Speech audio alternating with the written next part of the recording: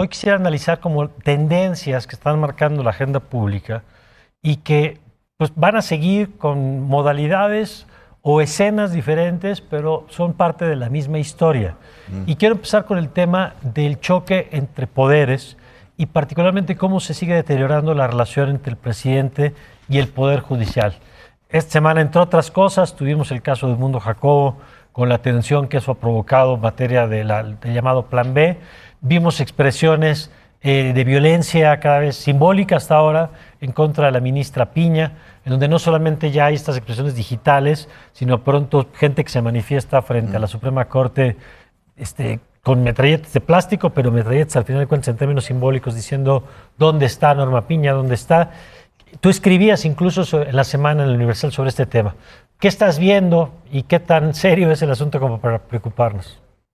Mira, sí empiezo a ver que más que una narrativa oficial, digamos, discursiva, sí se empiezan a aplicar ciertas cosas en los hechos. Desde luego creo que en un país con tanta violencia es muy delicado estar criticando sin mayor fundamento a medios y a jueces, porque en este país matan a periodistas y matan a jueces. Entonces sí creo que es eso preocupante. Pero sí yo he visto desde mediados de enero un cambio en la narrativa del Ejecutivo Federal con respecto al Poder Judicial Federal. Empezaron con que desde que llegó la ministra Norma Piña había aumentado la corrupción en el Poder Judicial, que si lo dicho en la mañanera, dicho en la sí, mañanera con esa por el facilidad. presidente, empiezan a ventanear nombres de jueces porque no les dan la razón en fallos. Después se anuncia que a esos jueces los están investigando penalmente, aunque pues, tienen algún tipo de fuero. ¿Hay precedente de eso? ¿Tú tienes el registro de que jueces que fallen en contra de decisiones del gobierno se les persiguiera? Yo en México Moderno no tengo presentes de eso, y en todo caso se presentarán quejas al Consejo de la Judicatura, pero no se les exhibía públicamente sin haber pues ningún agravio por medio, sin una investigación de por medio. Y el tema escaló esta semana cuando el Ejecutivo sacó algo que de por sí es público, las cuentas de los fideicomisos del Poder Judicial Federal, que son cuentas para cuando después de 25, 30, 35 años de servicio de jueces y magistrados, si no te corrompes, actúas muy bien, tienes una pensión digna para vivir los siguientes años. Y eso es lo que ayuda en México y en el mundo a que los juzgadores no se corrompan. Pues el anuncio es como que se los quiere quitar y los quieren investigar. Y aparte, como tú dices, las manifestaciones, digamos, con una narrativa muy fea fuera de la Corte. Entonces yo sí veo que este gobierno, y a raíz de que suspendieron parte del plan electoral, a raíz de la restitución de Edmundo Jacobo como del INE, que sí, digamos, el gobierno no quiere aceptar que está tomando decisiones equivocadas y tampoco quiere aceptar que no tiene buenos abogados y no está litigando bien el Tren Maya, el caso de Ovidio, en fin, tantos temas que están teniendo, digamos, diferendos en lo legal. Le gustaría no tener árbitro y que fallaran como ellos quieren. Y ese no es el papel equilibrador de los juzgadores. Entonces sí veo que el tema con el Poder Judicial se va a calentar. El Poder Judicial no sé qué estrategia tenga, pero el Ejecutivo sí la tiene. Y es, digamos, llegarle por la parte penal y llegar por la parte de los fideicomisos a digamos, esos como reservas económicas que tienen para apoyo a sus empleados. Sí veo el tema creciendo y habrá que ver si el gobierno acaba acatando o no las sentencias que va a dictar el Poder Judicial Federal. Rafael. Pues a mí lo que me llama mucho la atención es esto último que dice Javier, del acatamiento de las resoluciones del Poder Judicial. Ya vimos un primer brote de indisciplina en la Cámara de Diputados. El Tribunal Electoral dice que una mujer debe presidir el Consejo General del Instituto Electoral. Ellos dicen que no, que porque la convocatoria salió tarde y ya decía otras cosas, y que no pueden, y que se extralimita el tribunal. Yo no conozco cuál es la base jurídica para que el Poder Legislativo conozca los límites del Poder Judicial para decir que se extralimitó. ¿Cuál es el límite del Poder Judicial más que lo que está escrito en la ley? Pero bueno, el señor Mier da otra interpretación y dice, no, pues se pasaron de la raya, ¿por qué no? Ese es un ejemplo de que puede quedar el Poder Judicial indefenso con lo único que tiene para aportar a la sociedad, que son sus fallos.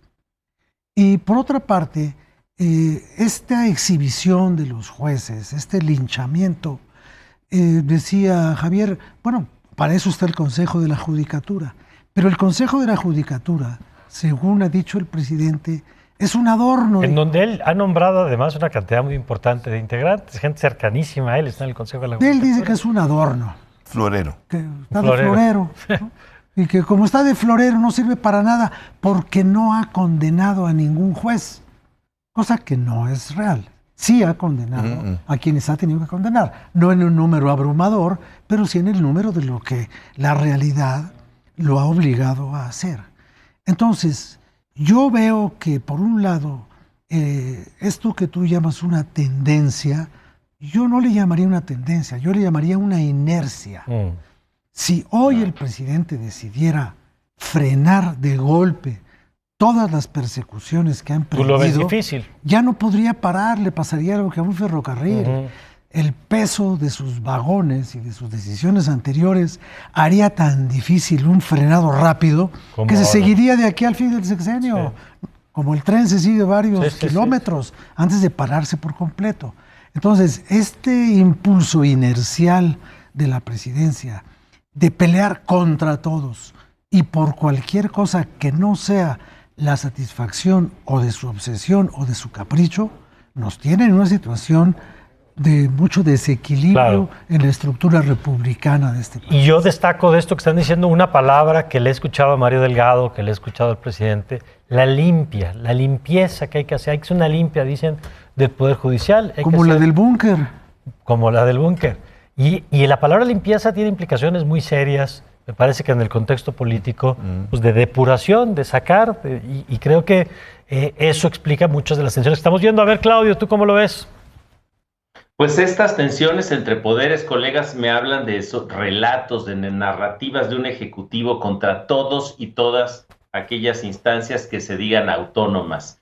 No se ve a pelear el presidente, nos queda muy claro, con la Comisión Nacional de Derechos Humanos, con su ejército, con sus gobernadoras y gobernadores, con funcionarios de su gobierno como de la Secretaría de la Función Pública y tampoco con la ministra Yasmín Esquivel de la Suprema Corte de Justicia de la Nación. ¿Por qué? Porque el código del presidente aquí es: me obedeces sin chistar, te controlo, yo mando. Y entonces estas instancias que obedecen al presidente casi de manera castrense están siendo protegidas por el presidente ante cualquier crítica, ante cualquier señalamiento. Sí va a atacar el presidente al Instituto Nacional Electoral, al Poder Judicial, al Tribunal Electoral del Poder Judicial de la Federación, a la Suprema Corte de Justicia, a gobernadoras y gobernadores de oposición y evidentemente a la ministra presidenta. Aquí la clave es atacar. No me salgas con que la ley es la ley, tú no me mandas, no te respeto. Y aquí simplemente mi reflexión, Mario, Rafael, Javier, es que si el presidente, la paradoja es esta y viene evidentemente de las redes sociales, si el presidente atacara a la delincuencia organizada,